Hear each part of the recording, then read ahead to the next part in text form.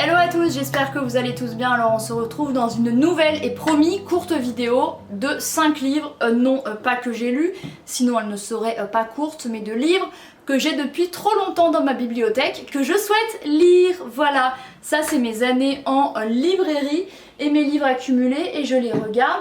Et les 5, j'ai eu gracieusement, gentiment les services de presse, donc ce sont 5 exemplaires qui à l'époque que j'avais reçus gratuitement et que j'ai trop envie de lire depuis entre 1 à 2 ans. Voilà.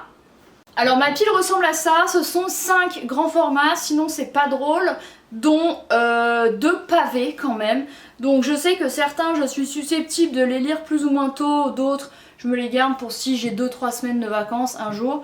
Donc voilà, ça ressemble à ça. Alors, le premier que je souhaite lire depuis sa sortie, c'était quand? C'était l'année dernière je crois.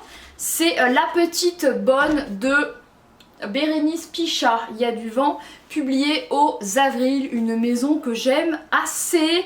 J'ai eu 1 ou 2 déceptions chez eux je crois, mais de façon générale j'aime bien ce qu'ils publient. Et c'est le fameux livre, je crois, de mémoire qu'il a reçu des prix, il a été assez plébiscité. Je me souviens que j'avais dû en recommander dans mon rayon. C'est une domestique qu'on surnomme la Petite Bonne, qui travaille pour monsieur et madame, et le jour où madame part, elle part à la campagne provisoirement, la Petite Bonne accepte de rester au chevet de monsieur.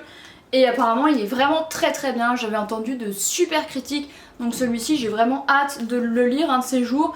Mais après, qu'il s'accumule, que je le lise dans 4-5 ans, je me dis c'est pas si grave quoi. Ensuite, le second publié chez City, c'est La Petite Échoppe des Jours Heureux de Kim Ji-yoon.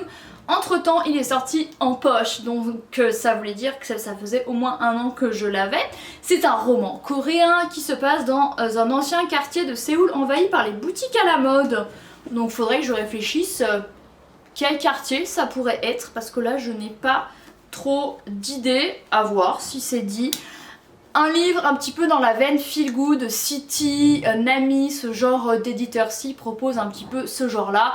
Donc il a l'air assez chouette, réconfortant, joli, en plein hiver avec un plaid. Là on est au printemps, pourquoi pas bientôt?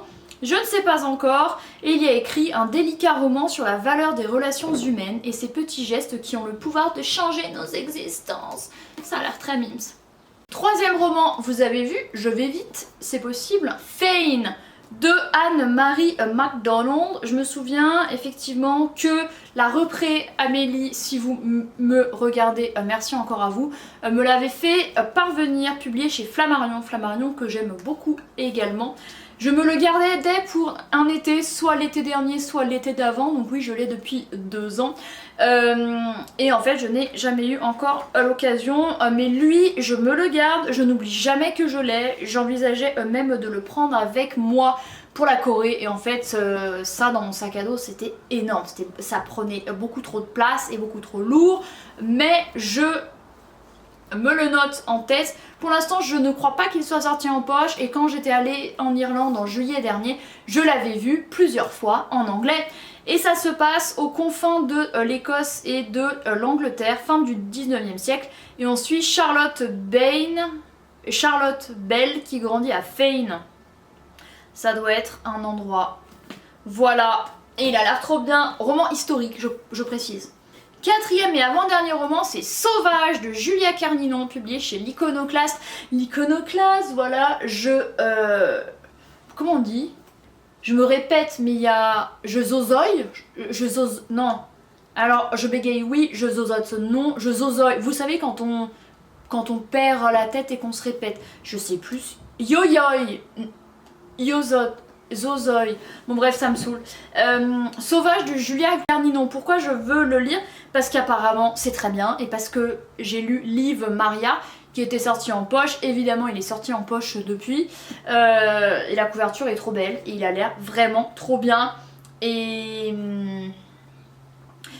ça se passe à Rome, et on suit Ottavia Selvaggio qui a décidé à 15 ans d'être maîtresse de son destin. Bref, sauvage. J'ai hâte un jour peut-être. Et le dernier, c'est le cercle de Lady Tan de Lisa C, publié chez Albin Michel, que le repré à l'époque m'avait sympathiquement envoyé, bah, tout comme les autres, les représ très sympas. Les représ, je ne vous oublie pas. Promis, tout ce que j'ai reçu, je le lirai un jour. Alors celui-ci entre temps est sorti en poche, récemment je l'ai vu, donc allez l'acheter en poche. Oui, il était en littérature historique également. On suit Tan Yun-chan. Alors excusez-moi, autant je parle le coréen, je sais prononcer le japonais, mais le chinois c'est pas mon truc. Donc ça se passe dans la Chine du 15e siècle. Et on dit qu'une femme institutrice est une femme inutile. Et on va suivre la fameuse Tan Yun-chan, ouais, je sais pas trop. Bref, ça a l'air très sympa, ça a l'air très intéressant. Et il y a écrit que Lisa C, effectivement, j'ai un de ses autres en poche qui s'appelle Fleur de Neige, qui est également sorti chez Flammarion en grand format. Et elle a écrit plus d'une dizaine de romans historiques. Et c'est vrai qu'il a l'air vraiment très intéressant. Et encore une fois, je suis plus calée Corée-Japon. La Chine, je suis éclatée au sol, et apprendre, bah c'est ça qui m'intéresse en lisant. Et en vrai, il est pas si épais, hein. J'abuse de ouf, hein. Bienvenue à Diet Land que je viens de terminer, il fait autant de pages.